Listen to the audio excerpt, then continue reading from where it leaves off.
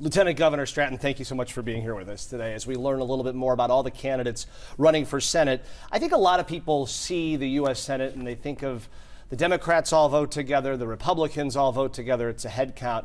Can you give us two examples of how you are different than your chief competitors?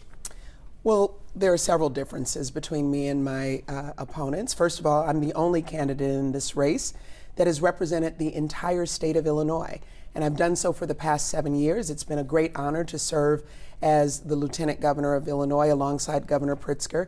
And that leads to the second big thing, and that is that we have delivered for the people of Illinois consistently in the things that really matter to people. We've raised wages, we have protected women's reproductive freedom and made Illinois really an island for reproductive rights in the Midwest. We have created thousands of jobs, passed 7 consecutive balanced budgets, passed an assault weapons ban. So when I think about this race, one of the key things that I'm communicating is that this is a time where people are looking for leaders who can get things done.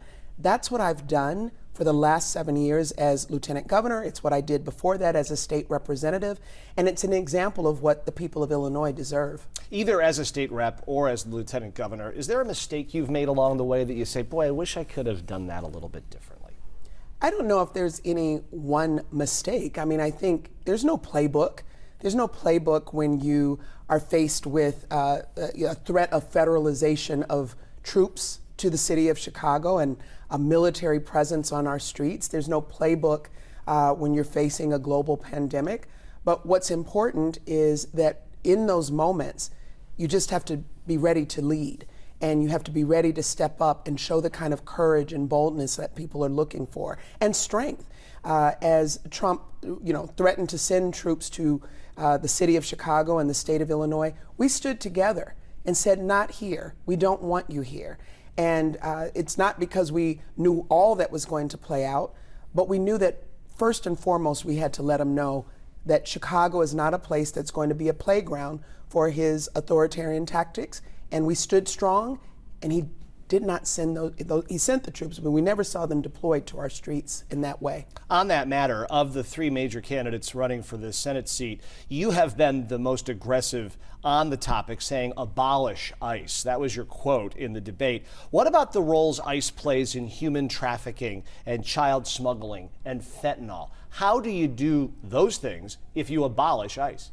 Well, one thing you don't do is you don't have agents that are masked and snatching people off the streets and stuffing them into unmarked cars. That's not helping our communities to be safer. You certainly don't have agents that are shooting, VA nurses and moms in the face. That's not going to make our communities safer. If this administration really wants to talk about safety, that's not what this is.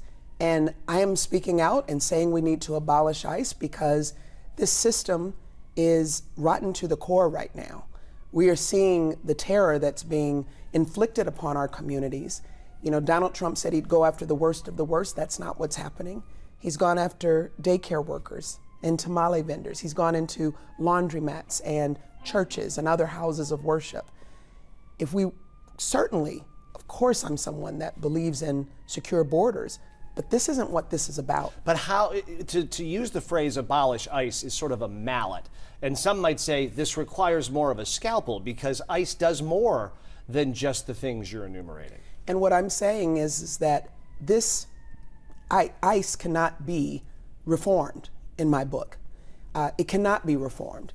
What we are seeing happening on our streets, someone doesn't come in and say, okay, now there's going to be a different way of approaching it.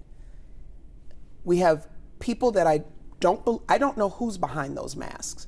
And they're out in the streets and they're terrorizing our neighbors and not following the Constitution, not following due process. That can't be reformed.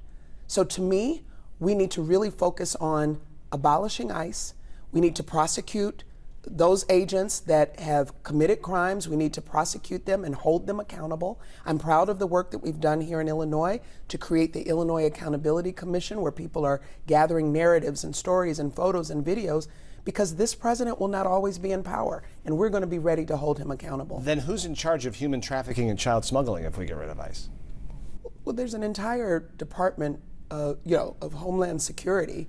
And the reason why I'm making it very clear that we don't need to just fund them without making certain demands, we need to make sure that ICE is getting $150 billion to do what? Terrorize our communities? So we have to look at this whole system and make sure that if we're going to focus on public safety, that there are the right people doing that work who are trained to do that work. But that's not what this is. And I don't want to see this terror continue. People have died, and it is dangerous. And all of us, quite frankly, are at risk. You are clearly proud of not taking corporate PAC dollars this cycle. But what about your critics who say your super PAC, which funds many of your ads, has so-called mystery donors, that you took corporate money in your run for lieutenant governor and moved it over to your run for Senate? How do you answer those charges? That it's not true. It's not true. And it's a distraction from particularly my opponent, Congressman Raja Krishnamurthy, who wants to distract from the fact that he has taken tens of thousands of dollars from MAGA donors. He's taken tens of thousands of dollars from corporations that are funding Donald Trump's Golden Ballroom. He's even taken tens of thousands of dollars from the chief technology officer of Palantir, one of the companies that is actually giving technology to ICE to inflict its terror upon our communities. He says that he donated that money to 3 separate charities the moment that he learned of it. Is that a fair take? Well, he accepted it, and the first thing he said is, I'm willing to accept money from anybody who supports my mission. And it wasn't until the community called on him to say, you should return that money, that he said he donated it. But the bottom line is, when people ask, well, where did you donate it to? He's refused to say so. Well, his team today told us it was the Illinois Migrant Council, Centro Romero, and Instituto del Progreso Latino. That's fine, but until today, he told you, but when the public asked, he has not responded to that. What about your criticism of Congressman Krishnamurthy about that he was too supportive of ICE on the floor of the Congress? He says that 99% of his statement was about criticizing anti-Semitism. Does that wash? No, because, look, at the time that he made that vote on the House floor, ICE was already in the city of Chicago terrorizing our communities, going after our neighbors, hardworking neighbors. And he went to the House floor of the United States House of Representatives and voted to thank ICE. Before that, there was another opportunity to vote to condemn anti-Semitism, which all of us should, and all forms of hate. We should condemn it. He voted on that I think it passed unanimously. This was a second vote. And he took that vote, even though Leader Jeffries advised the Democratic caucus not to vote for it. But he took that opportunity to vote, which included thanking ICE at a time that they were attacking our communities. So, of course, we should condemn anti-Semitism. I do. And he had the opportunity to do it. Why did he come back and vote again at a time where he thanked ICE when our communities were under attack? You're on record as saying there's nothing you can think of that you agree with Donald Trump on. Do you still stand behind that? Yes. When it comes time for the general election and you're trying to maybe bring in people who are getting lukewarm on Trump when they used to vote for him, doesn't this seem sort of like a dead end to try to bring people into your camp if you're standing here saying there's nothing I agree with him on? Gas prices are down, employment rates are a little bit up, people are getting paid a little bit more, the stock market is up, nothing. What I will say, as I have said, Donald Trump is not a normal president. He is not a normal person. And I don't put him in the category of someone who comes to the table in good faith, trying to do what's best for the American people. He wants to be a dictator. He cozies up with strong men. He alienates our allies. He attacks our communities. People are now dead because of the kind of leadership, quote unquote, that he says that he's bringing. That is not leadership at all. So I'm not running for Senate to do anything to make Donald Trump see some point of agreement with me. I'm going to fight for the people of Illinois, and that's what people are asking for. I don't hear Illinoisans who are trying to put food on the table, get access to health care, to make sure that they can, care for their elders or find affordable child care and have a good paying job, none of them were looking for a president to threaten Greenland or invade Venezuela or to send troops into their cities in the name of public safety. That's not what people are looking for. So I'm going to speak to what people are looking for right now, and that's how I will seek their support. If you want life to be more affordable, I'm looking to raise wages. I want to raise the minimum wage to $25 an hour. I want to make sure that we have Medicare for all so that everyone can get to a doctor when they need one. I'm going to expand access to the middle class by restoring the Department of Education and making sure we have more funding for trade and technical education. And I'm going to invest in our small businesses. That's what people are looking for. And that's what I hear every day. So when they hear that, it doesn't matter. I'm not going to be just to represent Democrats. I want everybody who wants those things to be able to build a better future for themselves, their families, and their children. That's who I'll be speaking to. Two things, and we can wrap it up. But on that point, there are Democrats out there saying, I want Democrats to win again.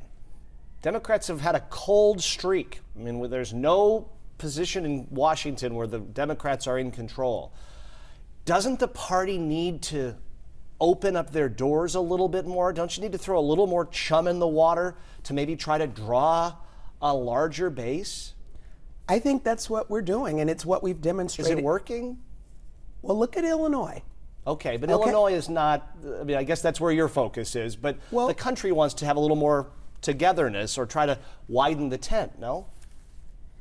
Well, I'm not exactly sure what you mean by widen the tent. The party wants to get more people in the tent. The Democratic Party's had a couple of very, very, very bad cycles, and maybe the machine needs to be changed a little bit. I think what this is about the Democrats are telling the message of who we are and what we will do for people. It's the Democrats fighting to protect people's health care.